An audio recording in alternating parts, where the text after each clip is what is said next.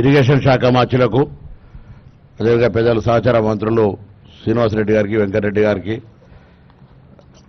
శాసన మండలి సభ్యులు పెద్దలు జీవన్ రెడ్డి గారికి, శాసనసభ్యులు మాజీ పార్లమెంట్ సభ్యులు వివేక్ గారికి, ఈఎన్సీ గారికి, మిగతా అధికారులకు, కాంట్రాక్ట్ సంబంధించిన పెద్దలకు, పాత్రికేయులు, గౌరవ మంత్రి గారి ద్వారా అంటే మేము జిల్లాకు సంబంధించిన కూడా కొన్ని అంశాలు అన్నప్పుడు చూడడానికి కూడా నిషేధం, వినడానికి కూడా తెలియని పరిస్థితి. ఒక 2-3 అంశాలు. ఇది ఒక మానస పుత్రిక గత ప్రభుత్వంది.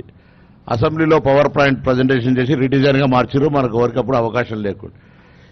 దీని ద్వారా అసలు ఎంత నీటిని లిఫ్ట్ చేసిండ్రు ప్రాజెక్టు పూర్తయిన దశలల్లా, ఎంత నీటిని రైతాంగానికి ఇచ్చిండ్రు, మళ్ళీ ఎంత నీటిని మళ్ళీ కిందికి వదిలిపెట్టాల్సి వచ్చింది, కరెంటు బిల్లు ఎంత వచ్చింది, ఎంత ఏరియా పారకం పెరిగింది. దాంతోపాటుగా సాంకేతికంగా ఢిల్లీకి సంబంధించిన అశ్విన్ బందోద్యా వారు ఒక నివేదిక ఇచ్చినారని చెప్తా ఉన్నారు. సాంకేతికంగా ఇప్పుడున్న ప్రాజెక్టు పనిచేస్తుందా లేదా అని. పోలీస్ కుట్ర కేసులో స్పష్టంగా వాళ్ళు చెప్తా ఉన్నారు, దానికి సంబంధించిన బాంబు అటువంటి అవకాశమే లేదనేటువంటి నివేదిక ఎఫ్ఐఆర్ లోపల ఇచ్చినటువంటిది తప్పు. ఆ రోజు దృష్టి మరల్చడానికి ఆనాటి ప్రభుత్వం ఒక పిటిషన్ ఇప్పించింది. దాని తర్వాత ఎఫ్ఐఆర్ చేసిర్రు, జాగిలాలను పంపిర్రు, దాని తర్వాత ఫోరెన్సిక్ నిపుణులు తీసుకున్నారు, అన్ని రిపోర్ట్లు మొత్తం ఎవ్రీథింగ్ తీసుకొని ఇందులో అటువంటి కుట్రకోణం లేదు, బాంబులు పెట్టే పరిస్థితి లేదు, 10 టీఎంసీల నిలుండగల బాంబులు పెట్టేటువంటి ప్రతిభావంతులు ఈ దేశంలో లేరనేది స్పష్టం చేశారు. సో సాంకేతిక లోపం మళ్ళీ భవిష్యత్తు నిర్మాణం సంబంధించి మీరు గౌరవ పెద్దలు ప్రభుత్వం నిర్ణయం తీసుకుంటారు. కానీ ఇంతకుముందు చెప్పినట్టుగా ఈ ప్రాజెక్టుకు సంబంధించి మానస పుత్రిక మాకైతే సరే గౌరవ ప్రాజెక్టు చర్చ లేదని అడిగితే అది ఫ్లడ్ ఫ్లో కెనాల్ కింద వస్తుందని చెప్తాను, దీనికి సంబంధం లేదని. కానీ ఆనాడు అక్కడి నుంచి కూడా బస్సులు తీసుకొచ్చి దీని అంతా కూడా అంతా టూరిజం అంతా మొత్తం ఒక పెద్ద వ్యవస్థగా మార్చారు కదా.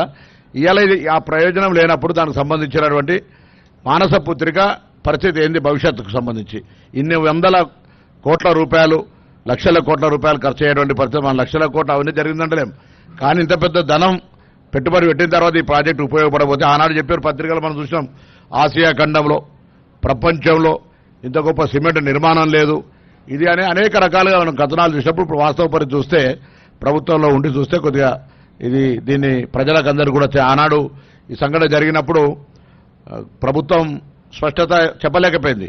మనం గౌరవ మీరంతా కూడా మంత్రిగా, సంబంధిత శాఖ మంత్రిగా మీరు ఈరోజు ఒక పెద్ద కార్యక్రమం తీసుకొని వచ్చినారు. ఈ జిల్లా వాళ్ళంగా మేము కూడా భాగస్వాములే. మీరంతా కూడా ఒక నివేదిక, వాస్తవ నివేదిక తయారు చేసి గౌరవ ముఖ్యమంత్రి గారు కానీ ప్రభుత్వానికి ఇచ్చి దాని మీద ఎటువంటి భవిష్యత్ చర్య రైతాంగానికి ఏ విధంగా సరే గత ప్రభుత్వం తప్పు, గత ప్రభుత్వం సంబంధించిన జరిగినటువంటి వాస్తవాలు ప్రజలకు చెప్పడంతో పాటుగా భవిష్యత్తులో రైతాంగానికి మనం తీసుకునేటువంటి ఒక పాజిటివ్ అంశాలను కూడా దీనికి సంబంధించినటువంటి వాస్తవాలను చెప్పడంతో కార్యాచరణ తీసుకునేటువంటి జరగాలని నేను సందర్భంగా ఒక రైతాంగ పక్షాన్ని కోరుతూ ఇంకొక చిన్న అంశం సార్, ఇక్కడ ఈ ప్రాంతానికి సంబంధించి సరే శ్రీధర్ బాబు గారు వేరే కార్యక్రమం అయినప్పుడు ఇక్కడ ఒక పెద్ద సమస్య, ఆనాడు వెంకటస్వామి గారు పెద్దలు ఈ కార్యక్రమం రూపొందించినాడు, అంబేద్కర్ చేవేలా పెట్టినాడు. ఇప్పుడు ఇలా ముంపుకు సంబంధించి బ్యాక్ వాటర్కి సంబంధించి కూడా చాలా పెద్ద సమస్య ఉంది. మీకు ఇంతకుముందే పిటిషన్ కూడా ఇచ్చినారు.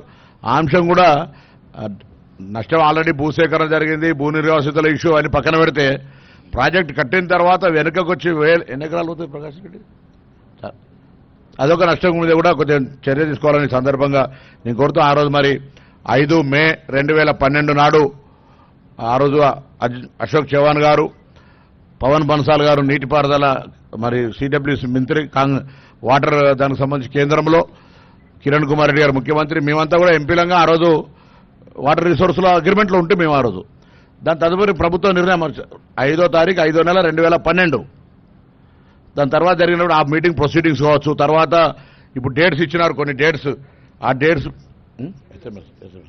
ఆ డేట్స్ ప్రొసీడింగ్స్ కూడా కొద్దిగా చూసి దయచేసి ఒక వాస్తవికాన్ని తెలంగాణ యావత్ ప్రజలు, ఎందుకంటే ఇంత పెద్ద ప్రజల ధనం, దీనికి సంబంధించి జరిగినటువంటి మంచి చెడు అన్ని కూడా చెప్పే ప్రయత్నం చేయాలని గౌరవ మంత్రి గారు విజ్ఞప్తి చేస్తాను.